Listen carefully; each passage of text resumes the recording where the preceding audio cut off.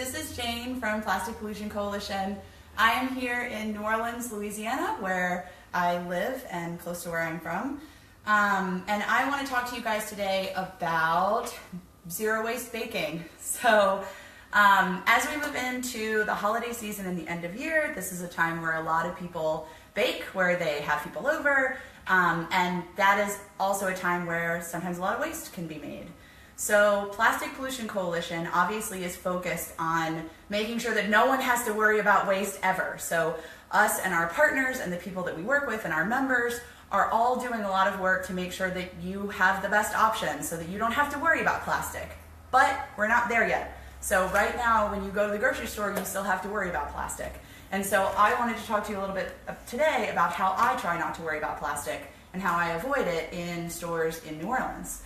So we have a few bulk stores here that you can buy things in bulk, but not that many. So I have to go out of my way to look for stuff that is not wrapped in plastic, although the good news is a lot of things that you end up using to bake and to make Thanksgiving dinner or Christmas dinner or Hanukkah dinner or any other kind of dinner you would need to do, you can actually get those things not with plastic.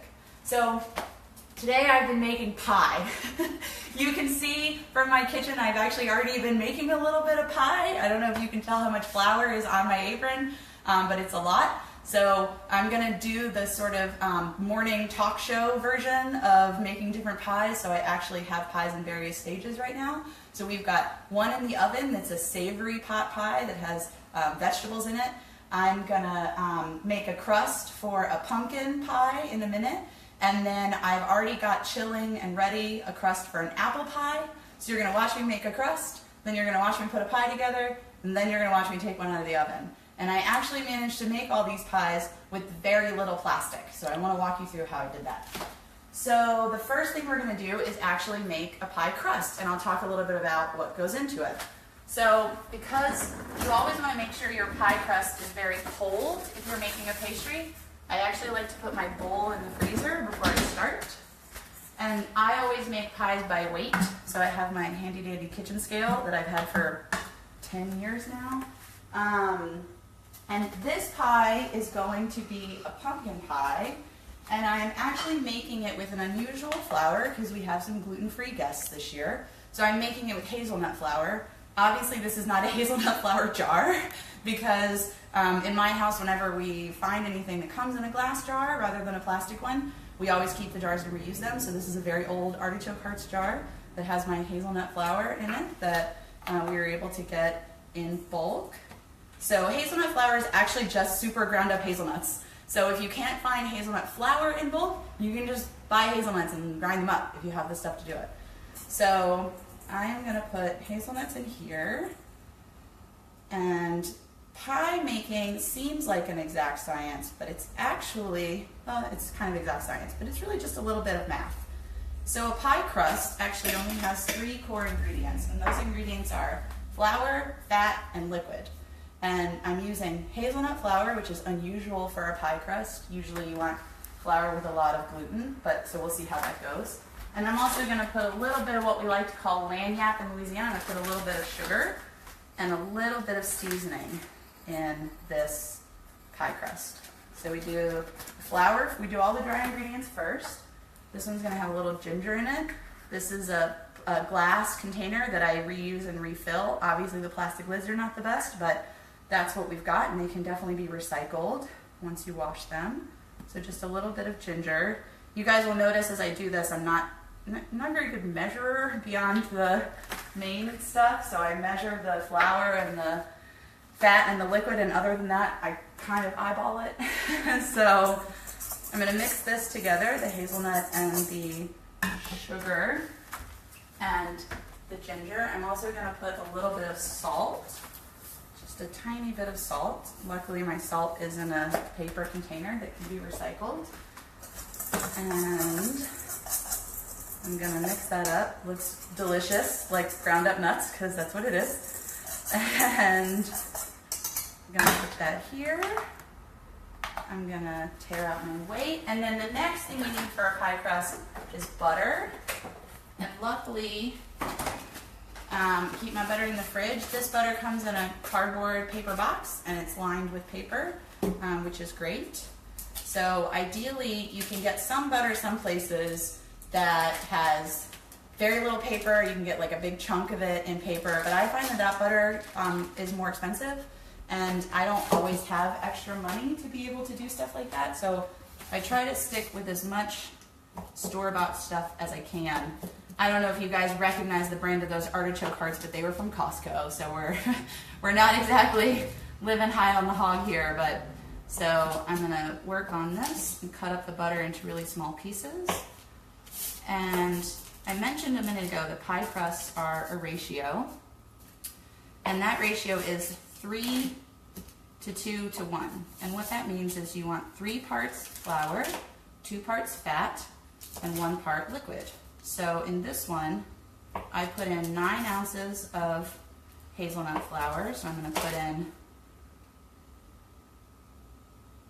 hang on guys, got to do some math, 6 ounces of fat. So a standard stick of butter is 4 ounces, so I'm going to need 1 more. And do 6 ounces of fat, and then when it's ready, I'll do 3 ounces of liquid. And as I mentioned before, you always want to make sure your stuff's pretty cold. So I keep the butter in the fridge or the freezer until I'm ready for it. And my knives are all cold, my flour was cold. Everything's cold for a pastry. Not quite 6 yet. This is the fun part of baking, is making sure you have exactly what you need. No more and no less. Almost there.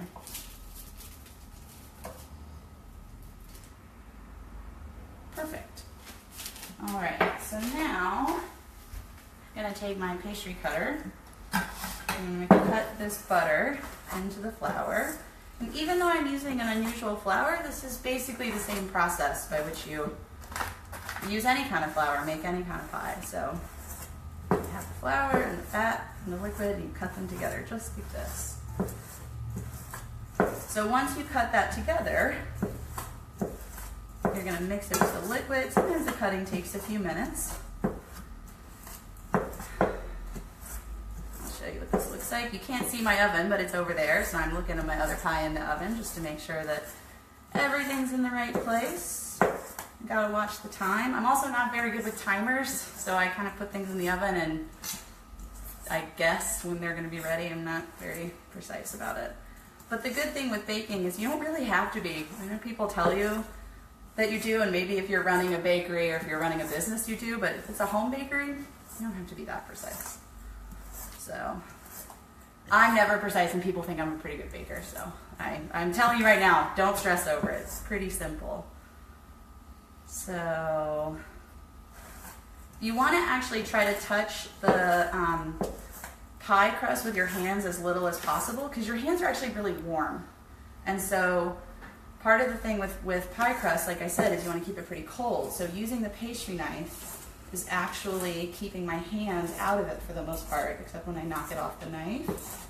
And that's part of what makes it a good pie crust, because you don't want the butter to melt into the flour. So I think this one's ready for liquid. You can see the butter's all in little small pieces. Got some clumps there, but not a lot. So I'm going to put it back on the scale. And I've got my cold water here that I made cold earlier. A little polar bear glass. This is what we got. So we're going to put 3 ounces of water, because we had 9 ounces of flour, 6 ounces of butter. We're going to do 3 ounces of water. And if you go a little bit over on the water, that's actually okay.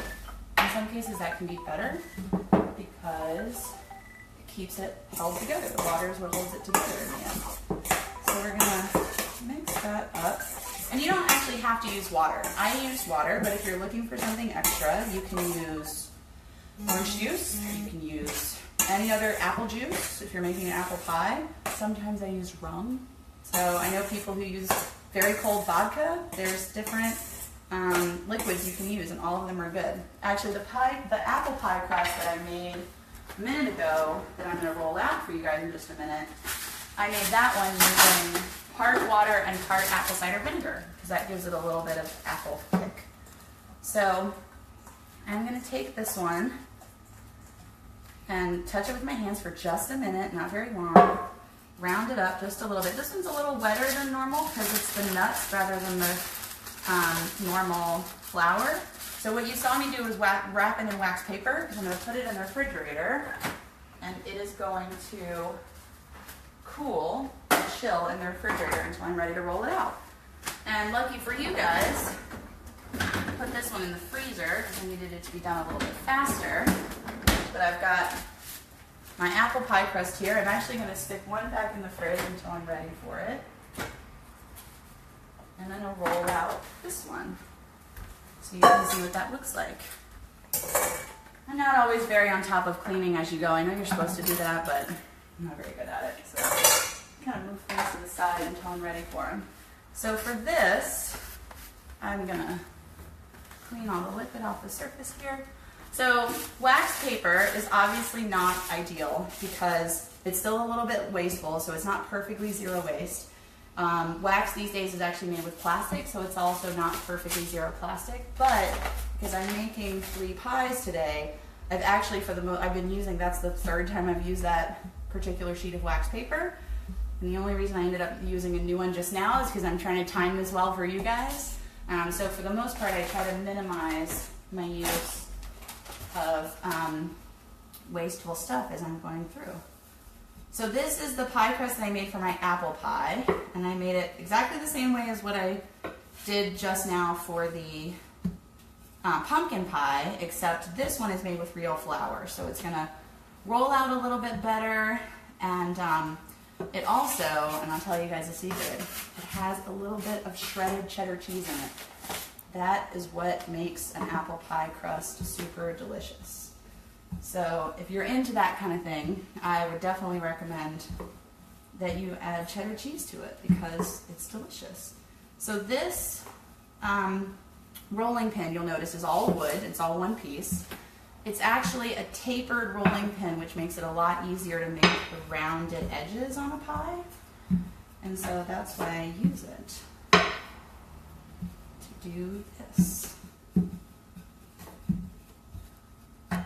And I'm going to, this is also a pie scraper. This is also one of the handy tools of making a pie. It just makes everything so much easier. And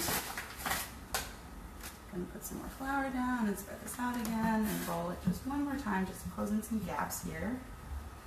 Make sure that it stays a single piece. Now, not plan ahead here, but I'm going to grab a couple pie tins.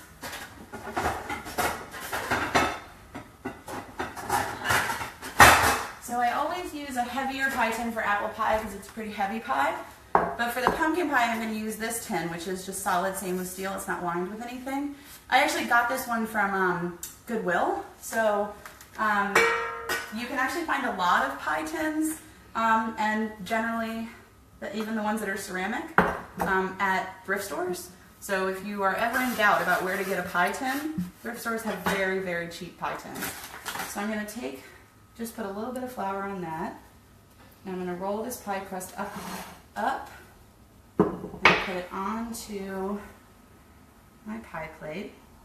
One of the things you want to make sure to do with pie is you don't ever want to stretch the pie into the plate. So you always want to make sure that you roll the pie just a little bit past the edges of the plate, like the diameter of the plate, because you don't want to push it into there. You don't want to pull it. You want to make sure that you're pushing from the outside rather than stretching it on the inside, because pies, when they bake, they do what's called shrink, so they shrink down a little bit, and you always want to make sure that they're going to stay on the edges. Now I'm going to take a little fork and just poke little holes in it, give it some room to breathe when it bakes. Earlier I cut up all these apples, covered them in nutmeg, whole nutmeg, ground ginger, ground cinnamon, and cloves, and a little bit of amaretto. And I'm going to take them now and just put them in here. They're going to really fill that pie. So it's going to be really up over the top. And then I have that second pie crust that you guys saw just a minute ago. That one is also going to get rolled out, and it's going to get put on top of this one. So I'm going to move this to the side. Counter's getting a little full. I'm going to take, where did I put it? Here we go. I'm going to take this pie crust and roll this one out very quickly. I appreciate everybody being with us today. I know that everybody's busy on this holiday week, at least in the US.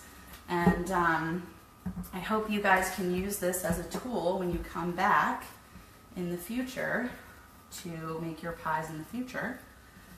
As I mentioned before, Plastic Pollution Coalition, its partners and its members are working all across the world to change law, to change policy, to change producer practice so that people don't actually have to worry about all the plastic that comes in the grocery store.